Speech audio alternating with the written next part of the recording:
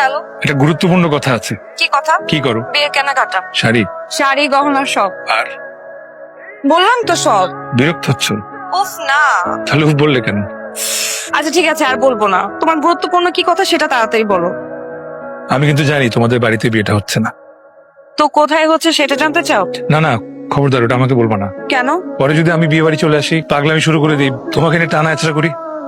তুমি করবো না, এটা আমি ভালো করে জানি। আরে আমি পাগল, পাগলরা কি করে তার কোনো ঠিক ঠিকানা আছে নাকি? এটা কি তোমার গুরুত্বপূর্ণ কথা?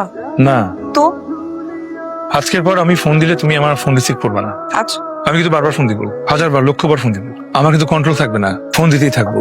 তুমি কিন্তু রিসিভ করো না। আমি শত শত টেক্সট পাঠাবো, সেগুলো একটাও খুলে পড়ো না। তাহলে কিন্তু তুমি ইমোশনাল হয়ে যাবে, তোমার মন খারাপ হয়ে যাবে তো। তোমার কি কথা বলার শেষ? না, আরো আছে। বলো। বিয়ের ঠিক আগের দিন তোমার সিমটা চেঞ্জ করে ফেলবা, ওকে? কেন?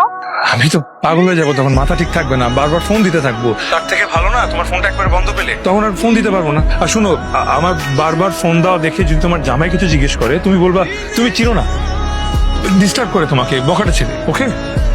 আর শোনো না, বলো। তোমার নতুন নাম্বার কিন্তু আমি খোঁজার ট্রাই করবো। তুমি তোমার কাছের বন্ধুদের ওই নাম্বারটা দিও না, হ্যাঁ? আর ওদেরকে বলে দিও আমার সাথে যেন তোমার কোনো ইনফরমেশন শেয়ার না, পারবা তো? আর একটা কথা, কেউ কেউ তোমার কানে দিবে যে আমি সিক হয়ে পড়েছি, তুমি কিন্তু ওটা নিয়ে একদম টেনশন করবে না। আমি সিক হলেই বাকি, বাবা মা মরে গেল তো মানুষ বেশি দিন সিক থাকতে পারে না, তাই না? আমি সিক হলে আমি আবার নিজে থেকে ঠিক হয়ে যাব, এই তো, এর চেয়ে বেশি কিছু তার হবে না। তুমি এগুলো নিয়ে একদম চিন্তা করবে না, ঠিক আছে নবনী? ঠিক আছে? হ্যালো।